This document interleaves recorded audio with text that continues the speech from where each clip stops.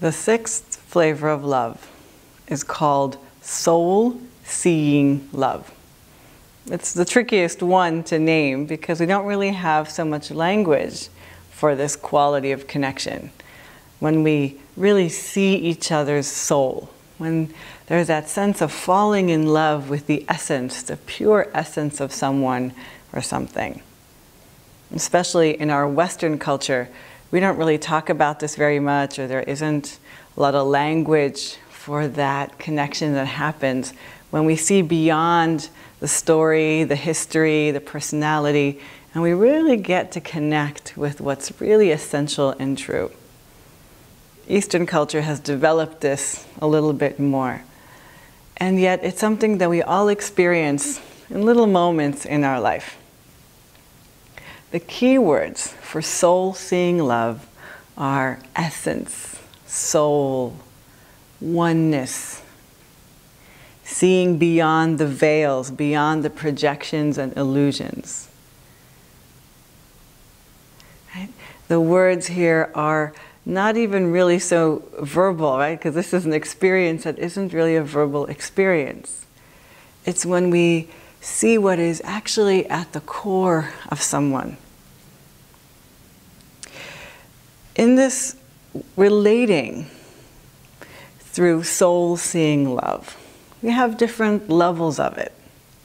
Sometimes in this very intense, very deep form, it happens in moments of spiritual meeting, could happen with a spiritual teacher, could happen with a lover while lovemaking. Sometimes it happens in moments of big turmoil or transition, like life or death, when we actually see deeper than the outer layers of someone, and we get to see ourselves reflected in them. We get to see the universe, that spark of the divine that's inside each person, and as we see it in the other, we also recognize that that also exists in ourselves. We see and meet soul to soul. So there's moments, sometimes we experience that once or twice in an entire lifetime. However, sometimes we experience a more diffuse, a more social version of that. Let's say maybe you're at a workshop or meditation retreat and you have this experience of feeling the unity and connection with everyone. You don't know their story, you don't know anything about their personality, but you can feel their essence. Maybe it happens when you're walking on the sunset beach and there's just this moment of melting and connecting with what is beyond words.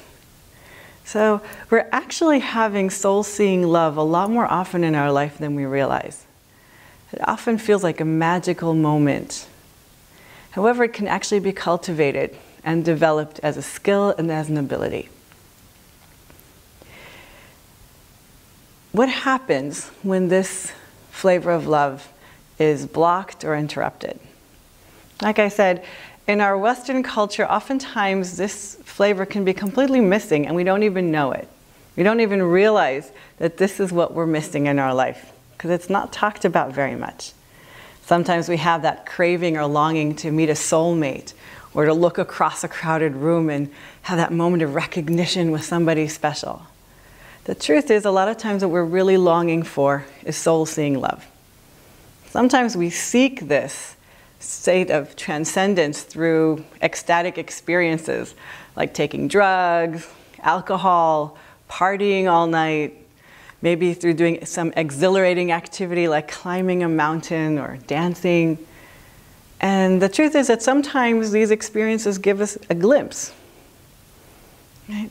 Because when this quality of love is missing, there's a sense that life is kind of flat. When we don't have this opening, it's like our life is full of projections, illusions, fantasies, and we don't really know what's real anymore. We don't know who we really are, and we don't know who the other really is. When we're disconnected from our soul, when we don't see ourselves and our true essence clearly, then a lot of the stories tend to become very, very important. And there's this underlying sense of futility in life. Like I'm just in some kind of rat race or I'm trapped in some bad movie that I can't get myself out of. Some people are really gifted at this quality of love. And it can get out of balance in a different way. Some people have these moments of seeing that unity, that transcendence, and they want to just stay there and have a harder time with the more human aspects of love. Right? They're constantly seeking this pure soul-to-soul connection, but when it comes to really, who does the laundry or dealing with the emotional bonding that we need, let's say in bonding love or in heart-centered love, that gets a little bit more complicated. So that's another way that soul-seeing love can be out of balance. One of the qualities of soul-seeing love is that sense of lack of separation, that sense that I and you are not so separate.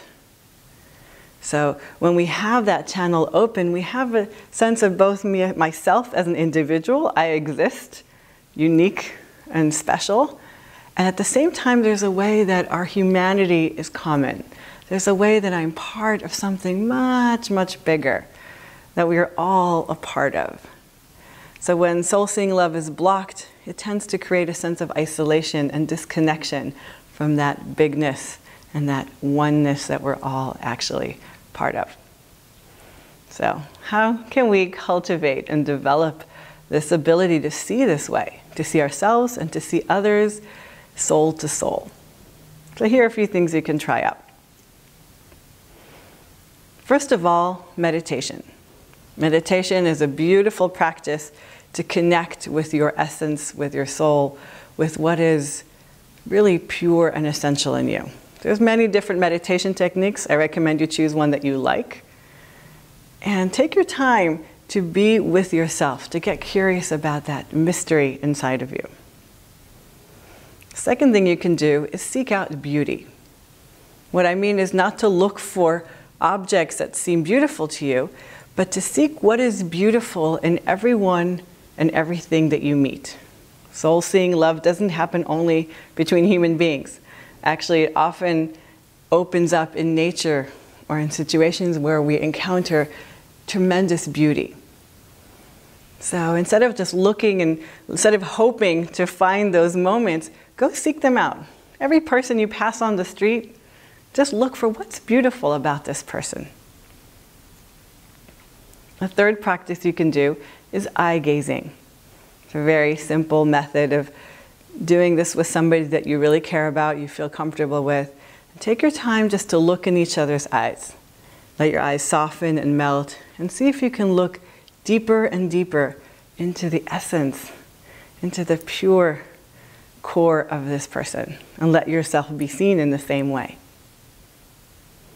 And a fourth practice is not so much about seeing necessarily, it's more about connecting with your soul, connecting with this deeper level of yourself.